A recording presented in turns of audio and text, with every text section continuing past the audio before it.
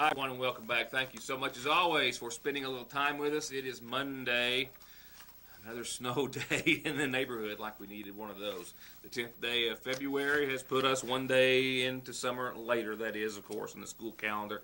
I'll update that for you in just a few moments. Basketball highlights and an update on a couple of other ongoing stories and a whole lot to talk about this evening. As of right now, I can tell you that Breathitt, McGoffin, Morgan, Wolf, Powell counties, among others in the state, canceling classes again tomorrow due to a couple of inches of heavy, wet snow that may have caught a lot of folks off guard last evening as you went to bed and it was clear and woke up and it was white.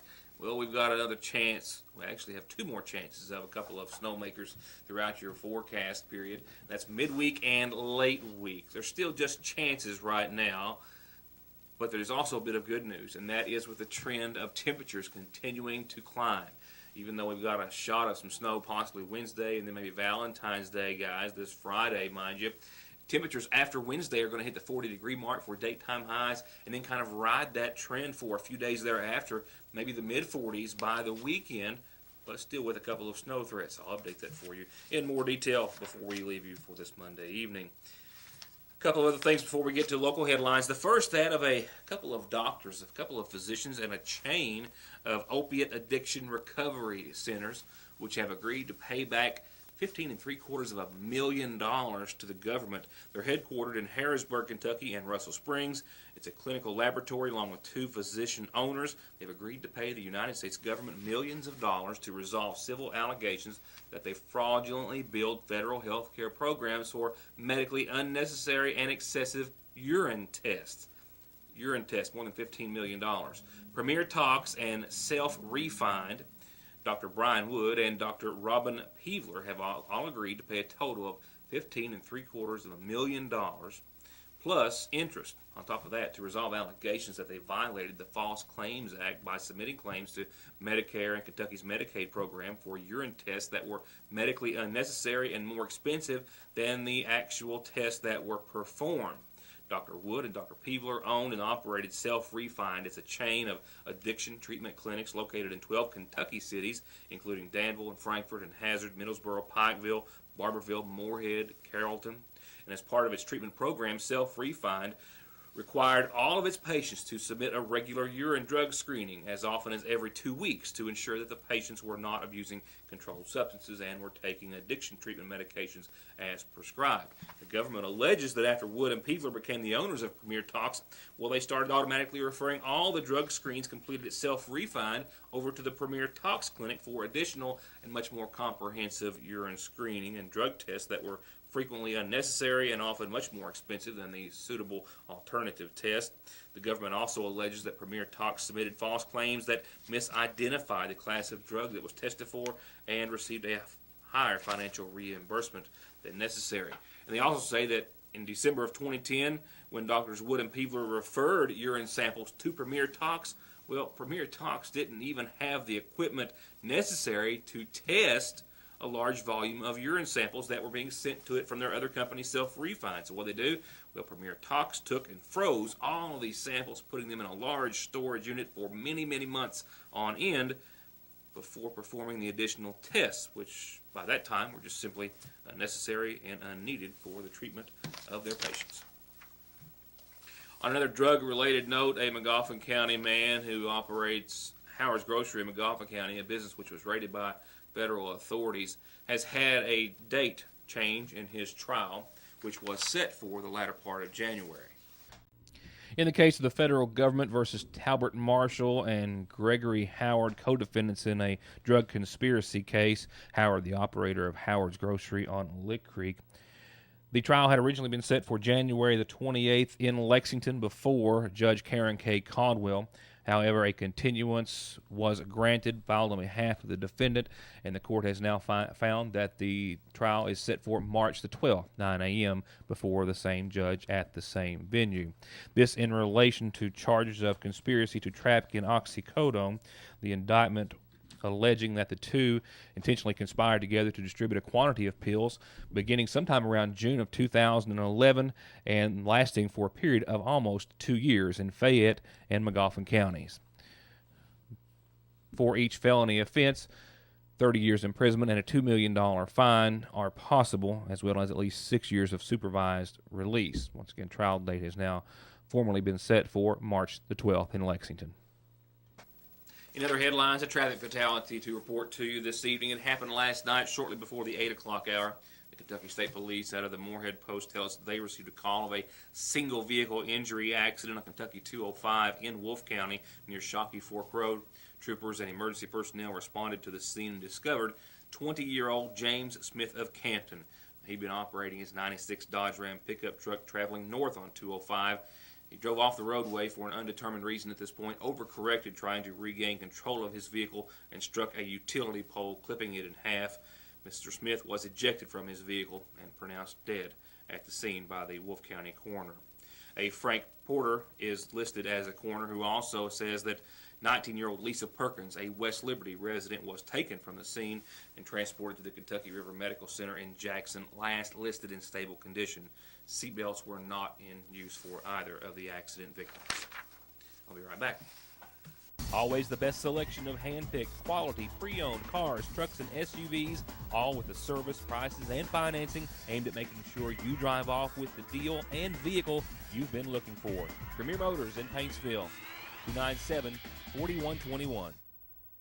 Attention candidates, for whatever you want to get your name and message on, shirts, caps, pins, matches, cozies, and more, call Avavian Deaton, and she can tell you about her campaign special. That's 72 caps and 24 T-shirts delivered to your door for a limited time low price of just $3.99. Call Avavian, 349-3835. Faster, friendlier, family-owned Parkway Pharmacy, open 8:30 till 6:30 Monday through Friday in the new McGoffin Medical Plaza under the care of local pharmacist Jesse Rudd. To make Parkway Pharmacy your pharmacy, come by or give us a call at 349-4400. Love is in the air at the seasonal shop with something sweet for all your hearts. With cute $5 or $10 custom Valentines perfect for the kids at school and other adorable cuddly candy bouquets just perfect for everyone. And they've got the finest in Whitman's chocolates and more ways to say I love you than you can imagine throughout the store. Fashionable and fan favorite handbags and jewelry for her. Absolutely anything and everything UK for him, and even Big Blue for the cutest of Valentines. And just in, sassafras burlap designs in monogram doormats and garden flags to say welcome. All this and so much more only at Fraser's Prater Drugs Seasonal Shop in downtown Sagersville.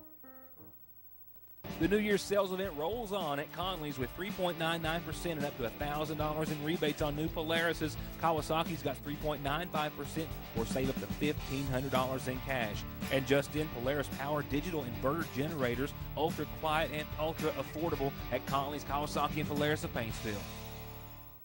At the end of every race, Mark Martin hangs up his driving gloves. He hangs up his fire suit.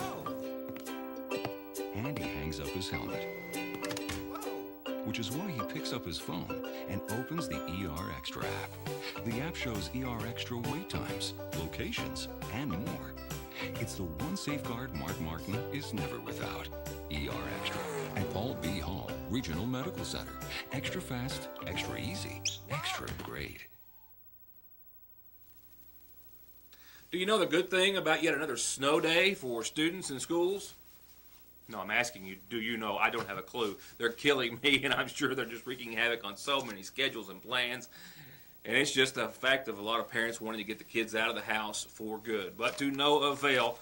Old Man Winter, Mother Nature, however you want to phrase it, is responsible for yet another snow day, and now actually two, as classes, as I said earlier, have already been called off for McGoffin, Morgan, and other schools in the eastern Kentucky area. One more snow day. It will take just one more snow day to put this all into a different bracket as far as the schedule for the summer is concerned. Well, because we've simply added on to this now 17 days of classes missed here in McGoffin County school system. And, well, others have seen more. Some have seen less. We are right now at the end of our ropes. The end of May. We are with the days of today and then tomorrow. Right now, with no more snow days, May the 30th. You can surely expect to see that we will expect to see at least one more that will officially put us into June. So right now, we're just teeter-tottering on the edge of May with one more day will officially be into June. Friday, May the 30th right now is the expected day for students to be released. And, of course, keep in mind, as I told you last week, the Gulf County Board of Education is already tasked with having to discuss whether or not spring break, the week of April through the 7th and 11th, will remain on the school calendar or not. The break is still in there as of now. But I've still got a forecast to come. I've still got some other top headlines. However, a situation at the newsroom has developed that I'll fill you in on in just a second. But first, I've got a couple of birthdays that I've got to get on because we love birthdays and because I've got a few that are already belated. This is the first one. This is a birthday that is for this smiling young man who is Houston O'Brien Patrick, from his mom, from his dad, from Jackson, Mamaw Connie, Mamaw Barb, Papaw Jack, Nana Jackie, family and friends. Everybody please say happy birthday to Houston O'Brien Patrick. And I've still got more to come on the birthday list.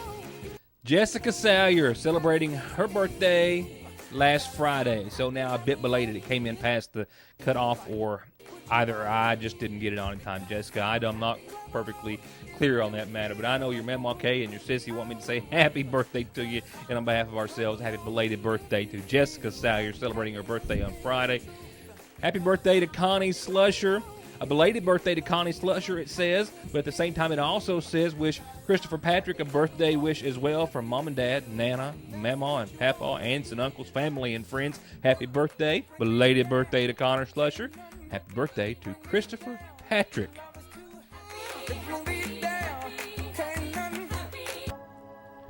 And I understand it's not the normal way of doing things here in this order, but I need to go on to this evening's funeral service announcements, which are brought to you on behalf of friends and family at the Magoffin County Funeral Home.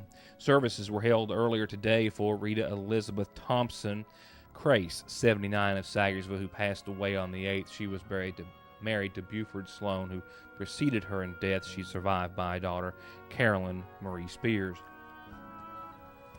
Other announcements include those to be held in honor of James Stevens, 72, of Buck Branch in Sagersville, who passed away this past Friday. He's left behind by his wife, Hazel Alsip Stevens, son Greg Stevens, Stanley Stevens, daughter Joyce Ann Stevens. Funeral services for James Stevens are going to be held tomorrow morning at 11 from the Bethlehem Calvary Church on 460 here in Sagersville. Burial will follow at the Roark Cemetery in the right-hand fork of Cow Creek. The family welcomes friends the remainder of this evening at any time prior to services in the morning. Arrangements are under the care of the Sagersville Funeral Home. Also announcing arrangements from the Sagersville Funeral Home, we have those in honor of Hazel Borders, 87, of Borders Road in Sagersville, who passed away Saturday over the weekend. She's survived by her husband Vansel and son Gary Borders and a host of family and friends. Funeral services for Hazel are going to be conducted this Wednesday morning at 11 from the Sagersville Funeral Home. Burial will follow thereafter at the Borders Cemetery. The family welcomes friends this evening, all day tomorrow, and any time prior to services, once again, that begin Wednesday morning at 11 in her honor.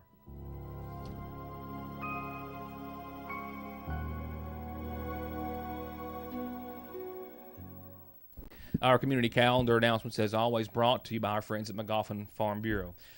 I sincerely apologize, ladies and gentlemen. I've had to step out of the office due to an emergency. Not a health-related emergency, but just some assistance for some friends of ours here at the newsroom. And I just happened to be kind of the first one who answered the phone when they called. I sincerely hope that it is something that I'll be able to make a news story out of tomorrow, simply for the sheer embarrassment of those individuals who have caused so much grief to this family this evening. I realize you don't hear the stuff like that said on very many news programs very often, but it's my show. Nevertheless, thank you for your understanding. If I can in any way offer an explanation tomorrow, I promise you I'll be very glad to do so.